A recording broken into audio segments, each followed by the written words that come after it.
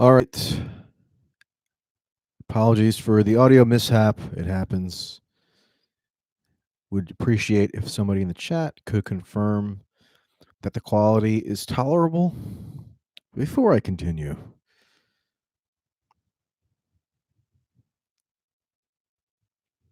I test out these things prior to appearing on the feed, but sometimes you never know. Okay, the audio's better. All right. So something pretty incredible just happened. I returned to my dwelling here in time to switch on the CNN Town Hall series, which everybody in America is eagerly awaiting. No better way to spend an evening than to hunker down and watch about 4 hours of CNN Town Halls. And so what happened was Pete naturally had the most coveted primetime spot, which would be 9 p.m., I would think. And at about 8:55 or so, it was reported that the final Iowa results had been tallied up, and now we knew who the winner was. And guess who the winner was? By a tenth of a percent. That's right, Pete. And of course, there are different metrics in the caucus results, but what they claim is the determinative metric in terms of who the final winner is the state delegate equivalence totals. And in that metric, Pete, we're told, won by a tenth of a percent. And this is sort of barring any of the irregularities, which obviously existed in the counting. I don't even view the results as at all legitimate, regardless of who they declare as a winner. There's so much obvious fraud and corruption involved in the Iowa caucus that I don't understand how anybody at this point could reasonably view the results as having any veracity whatsoever. But nonetheless, according to the Iowa Democratic Party, at about 8:55 tonight, they put out notice that Pete had won by this metric with 100% of precincts reporting, and he was the winner. And so Pete saunters out on stage with Chris Cuomo, and Chris Cuomo says, "Mayor." First of all, he's not even a mayor anymore, so I don't know why we have to still call him Mayor Pete. He's just Pete now. He says, "Mayor, we have some pretty big news to share with you." And Pete's like, "Oh, what?" Like, I think he was essentially, he had to be faking this. I'm assuming somebody gave him a quick update right before he went out on stage. But regardless, Chris Cuomo says, "We have some news to share with you. You effectively," this is what Chris Cuomo said, "have won the Iowa caucus. Wow." And Pete was like, "Yeah, great." I mean, so they started out the town hall at primetime on CNN. During the portion of the town hall when if people are going to watch, this is what they're going to watch, which Pete and Chris Cuomo got together to declare that he had won the Iowa caucus. Now, I don't know how much more evidence we could possibly need that this thing was corrupt and, yes, rigged. And I know the DNC warned ahead of the Iowa caucus that anybody who was commenting on the outcome online, if they use the word rigged, they would be labeled a Russian bot. So you're not allowed to use the word rigged because that's what the Russians want you to do, because it sows dissension in the United States and decreases faith in our electoral processes. So you can't use that bad word. The thought police want to prohibit you from using that word, but I'll use it because every step of the way since Monday night, there has been mountains upon mountains of evidence that, yes, this was rigged in numerous respects, where the media gifted Pete several days of absolutely priceless coverage by presenting him as the winner, even when the full totals were not in yet, notwithstanding the totals themselves being illegitimate. But most people don't really have a sophisticated understanding or even a desire to delve deeply into the nature of the state delegate totals and what the exact details are in terms of how they proffer the final result. So everybody who's sort of just picking up casually on news out of Iowa assumed that Pete won the caucus. Despite, of course, Bernie winning in the popular vote total, which, in fairness, every other caucus in Iowa that has occurred based their results on who won by the total that they're saying that Pete now won on. So, I mean, I think it's rigged, but got to be a little fair and acknowledge that they never went by popular vote totals before, even though that might be the more sensible metric. I mean, it clearly is, but this is just sort of how the caucus works. But nonetheless, since Monday, Pete declares victory, right? The app crashes. The app was, probably faulty to begin with. Then the DNC takes over, and Pete is lauded as the victor for several days straight. Today, Tom Perez says enough is enough on Twitter, and that the Iowa Democratic Party needs to recanvass. The Iowa Democratic Party says, no, we're not recanvassing. And then all of a sudden, notwithstanding all the inconsistencies and all the many, many problems that have been reported, they put out what they call final results saying Pete won. And he gets to bask in the glory of it on primetime on CNN. So it's just unbelievable. Not unbelievable. I guess it's believable in a way, but it outpaces even my own extremely cynical view of what they were capable of in terms of manipulating the narrative out of Iowa and sort of trying to dictate how people perceive the first primary contest. And then, incredibly, either the first or the second question that Pete got was, what can we do? And remember, CNN's orchestrating this whole thing. It's not as though it's a town hall like the ones that Tulsi does, where she literally just calls on random people, has no idea what they're going to ask, and they stand up and ask a question. A lot of campaign events, people are forced to write down their question on a notepad, and so the campaign gets to sort of like pick and choose which questions that the candidate answers. That's not what Tulsi does. She just picks on random people. They stand up and they ask her whatever question they have. Sometimes they're good questions. Sometimes they're just ranting spiels with no question at all. So that's just what you expect at a public event. But CNN orchestrated this Pete town hall. So I think it was the second question he got was, how do we prevent or how do we safeguard our elections against foreign interference? Obviously, the foreign interferer implicitly being Russia there.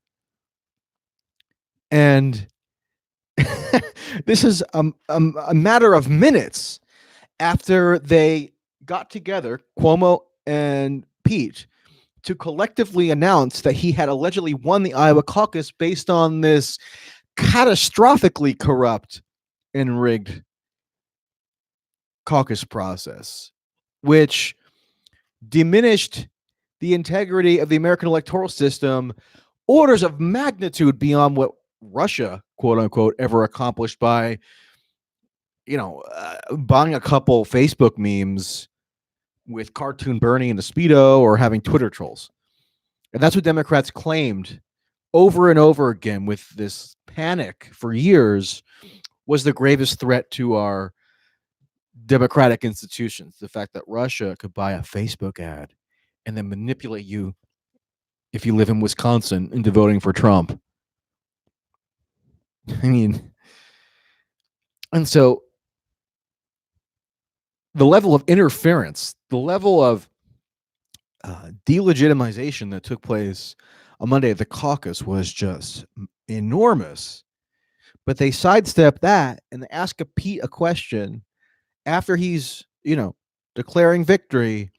What are you going to do to safeguard our elections against foreign interference? Gee, I don't know. How about domestic interference? That seems a little more pertinent right now.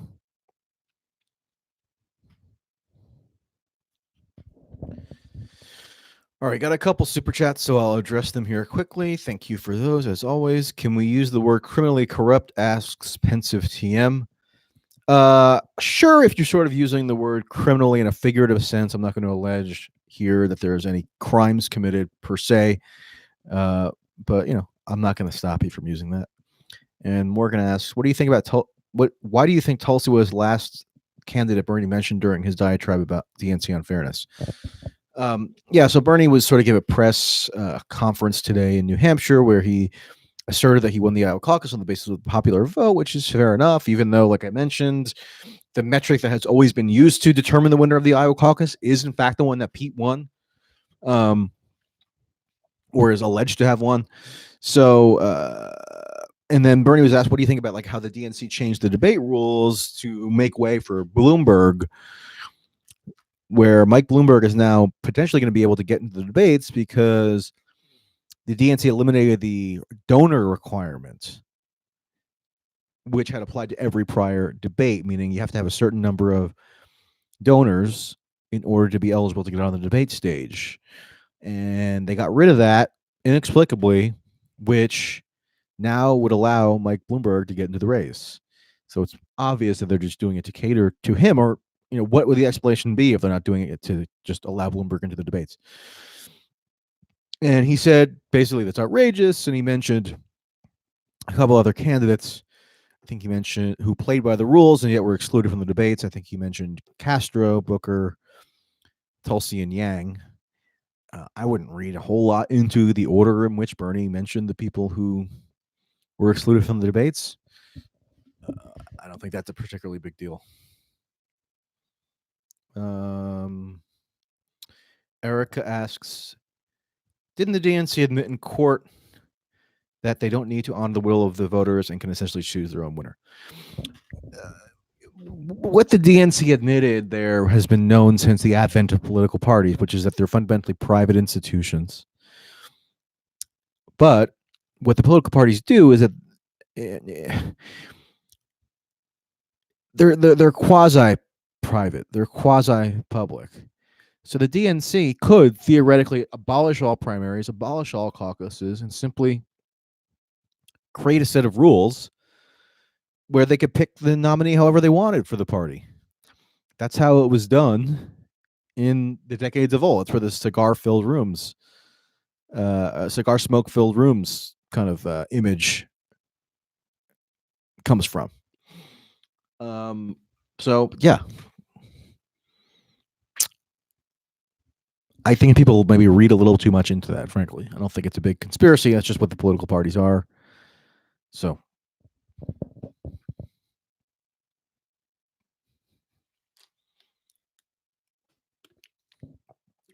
But, I would expect lawsuits galore if it does come to a contested convention and then the superdelegates get to weigh in and help pick the nominee, which is what Mike Bloomberg is banking on. Mike Bloomberg wants to help create enough chaos over the course of this primary cycle where he's buying enough delegates in the big Super Tuesday states and beyond such that nobody gets a majority, and that he can basically pay off all the relevant actors at the convention and buy himself the nomination. How likely is a brokered convention? Asks Majin Bull. I think it's gotten increasingly likely. There are a number of scenarios you can play out now where it's more probable than in any primary process that I've observed. Not that I've observed that many, a handful, but definitely in recent memory, the potentiality of it is much higher than ever, I think. Because it's right now it's hard to imagine a really plausible scenario where any one candidate gets a majority of delegates. It's maybe it'll happen. Bernie's probably best positioned now to get a majority of delegates, but it's dicey. Sparky asks, reminder: Trump supporters vote Tulsi to make Trump think twice before listening to Pompeo, Haspel, or Abrams. Yeah, New Hampshire. If you're a registered Republican at this point, you more than I'm getting conflicting information on this, but I don't think you can vote for Tulsi in the primary. I mean, I've showed like these sort of obscure statutes which provide potentially mechanisms where a registered Republican can vote Tulsi. So you got to look into that at your local municipality or whatever. But if you're uncommitted or a Democrat in New Hampshire, you certainly can vote. David Turner says Bernie just released the receipts showing SDE win. I mean, it's sort of futile at this point. I'm declaring personally the caucus null. The squabbling over SDEs, I mean, what is it? What good is it? The whole thing was corrupt. Pensive TM says 538 says Bernie wins Super Tuesday. Yeah, I did see that. It's, again, it's possible for sure.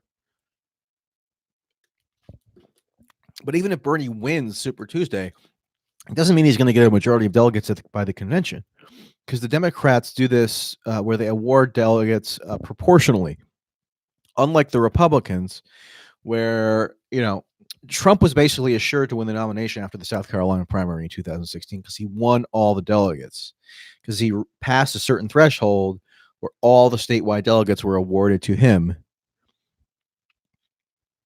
Whereas if Bernie won, for example, South Carolina by the same margin, the delegates still get awarded proportionally. So there are going to be some states where Bernie could win by, like, let's say 5 points, only gets 1 or 2 more delegates. This is why, for example, the Obama-Hillary race stretched on for so long, because they were running pretty close to one another over the course of the primary generally, and it was still relatively competitive, even though Obama had a lead pretty much the entire way.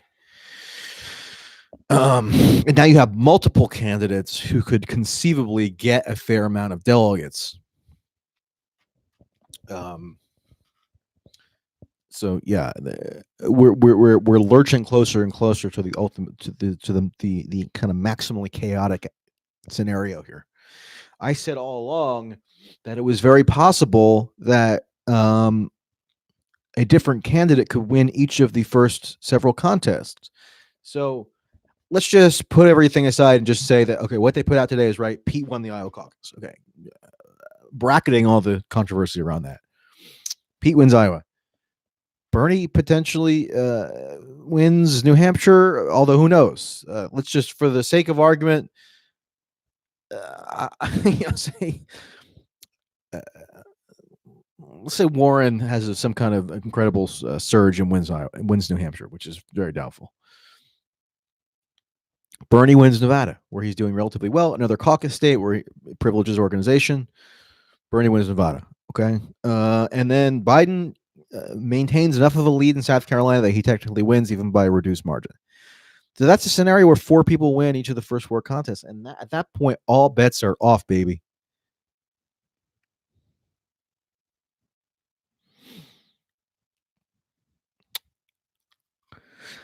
And people are saying Pete did not win Iowa. I don't personally recognize the result at all because of how corrupt it obviously was. But I'm saying the official results that have been announced say that he won Iowa from the state party, and they're the ones who run the caucus. So what do you want from me? If you go to Wikipedia right now, I mean, not that, it says that Pete won the Iowa caucus. So, don't complain to me.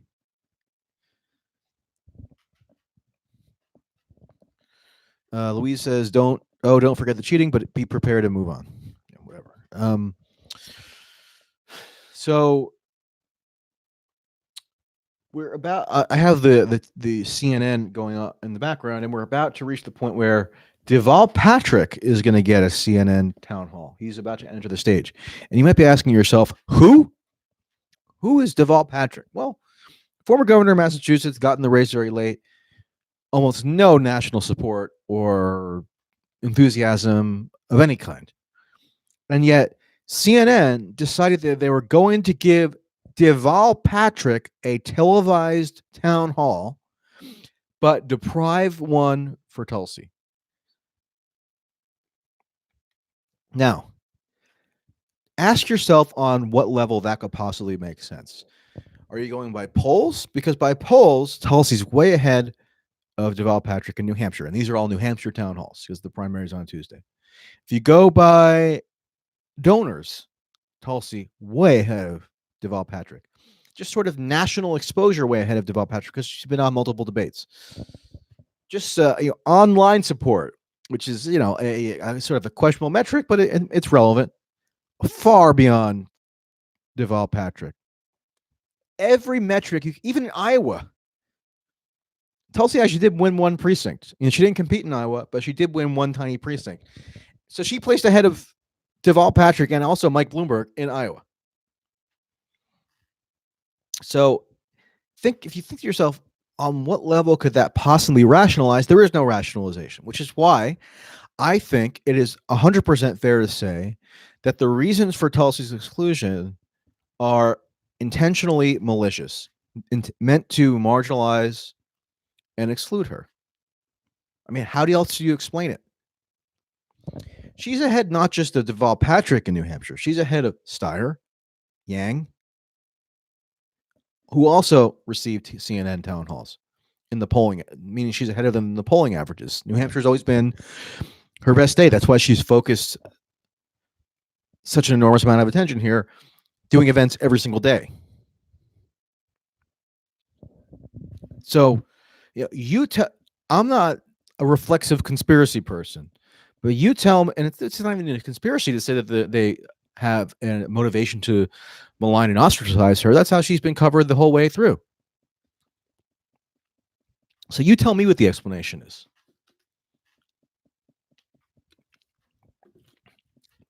On that note, I had an article that came out today in The Nation magazine, which happens to be where I started out years ago in journalism and media. It's my first, job in the quote unquote industry, which isn't much of an industry, frankly. And used to write for them regularly, hadn't in a number of years, but they did. And I'm grateful for this. They published my article on Tulsi. And again, I was very gratified by that because I really feel that a lot of the commentary on Tulsi in left or progressive media has largely missed the mark over the course of this campaign. It's why, one of the reasons why she has to go on Fox News a lot and do a lot of conservative media, because at least they give her a fair hearing. At least they sort of attempt to impartially depict what her political persona and sort of outlook is consists of. And that's what I think this piece accomplished. So of course I'll link to that in the description box once the stream is over. Maybe what I'll do is I will just get the link right now to it and put it in the chat. So if you happen to be watching now, you can see it if you didn't see it on Twitter earlier. So give me one moment here. And yeah, there you go. So that I would recommend giving that piece to people who maybe are a little bit left leaning, but not necessarily, but to have buy into some of the prevailing narratives around Tulsi that are inaccurate. And I think it's especially notable that Tulsi is really the only campaign right now who is going hard against corporate media. She's attacking corporate media. Her critique of corporate media has kind of escalated in its intensity, obviously in part driven by her blatantly malicious exclusion from stuff like these CNN town halls. But it's been building up over time where, they put out this press kit last night that sort of delves into the many into the broad swath of evidence showing that there is a conscious bias against Tulsi. So I'm going to actually just put that link in as well, the chat. So take a look at that. But it's incredible. If there's a chart you can see in that little link, and I'll put that in the description box as well, which shows that Tulsi has gotten the least number of televised town halls of anybody running, other than Joe Sestak. So we're going to bracket him. But like of like the legitimate candidates, the people who like people know are running, she hasn't gotten a televised town hall since last March, whereas Pete seems to get one every other week, which is why he gained such national traction. So explain to me why CNN refuses to give Tulsi, who qualified for multiple debates, is in the top, 5 or 6 in Iowa, in New Hampshire consistently. Tell me why CNN would not give her a televised town hall. It doesn't make any sense unless you assume that they're acting from a malevolent place. So Tulsi got one. She's had one town hall total, which makes absolutely no sense. So this is just another instance where the candidate who's most forcefully and consistently challenging consensus around foreign policy in the military-industrial complex gets actively marginalized by people who run CNN in sort of conjunction with the party establishments, who are themselves invested in perpetuating the status quo around these issues. And if you read the Nation piece, I sort of try to elucidate the reasons why she's perceived to be such a threat by these people and how they sort of lack the vocabulary to identify what it is that is unique that she brings to the table. And the piece includes a couple of quotes from Tulsi that we did over the course of an interview. So take a look at that. And it also includes how she is the only candidate untainted now by the fallout from this impeachment debacle. Trump acquitted yesterday. Trump doing giving a sort of a victory speech today without justification. And he can sort of tar the entire Democrats as complicit in this failed impeachment boondoggle, with the exception of Tulsi, who had the foresight to say that this was going to be a total failure on a strategic level, but also on a substantive level. So she fused those two reasons together in her rationalization for why she did not endorse this impeachment process, but also could not vote to necessarily absolve Trump of wrongdoing.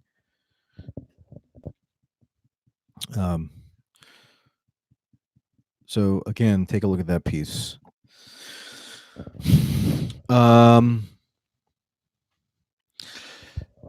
Yeah, I mean, so I'm half looking now at Deval Patrick standing on the stage, and the only thing I can think of is how can anybody possibly justify him being up there now in front of a national audience worth millions and millions of dollars, and not her. The only explanation is that they are, again, actively attempting to marginalize her. So that should tell you something. When there is such a concerted effort on the part of the corporate media and the party establishment to delegitimize and ostracize somebody, it means they got to be doing something that threatens their standing. Otherwise, they wouldn't bother.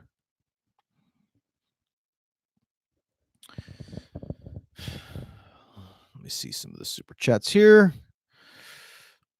Sparky says Tulsi is a real threat to the Herman Cain her. I believe what they did to Herman Cain was surface old sexual harassment allegations, and that would not apply to Tulsi. Alice says Mike Gravel should have been in the debates. Well, they excluded the Mike Gravel, the former Mike Gravel campaign guys, put out this audio that they recorded of a DNC official telling them last summer that they were so sorry they couldn't do anything to accommodate them because it would be unfair if they ever changed the debate rules midstream to allow for Mike Ravello to get in the debates. And now what do? They changed the debate rules to allow Mike Bloomberg to get into the debates because he's pouring millions and millions and millions of dollars into Democratic Party coffers. And so you don't have to be a genius to understand what was done there. Even Bernie recognizes it and was pretty vocal about it today.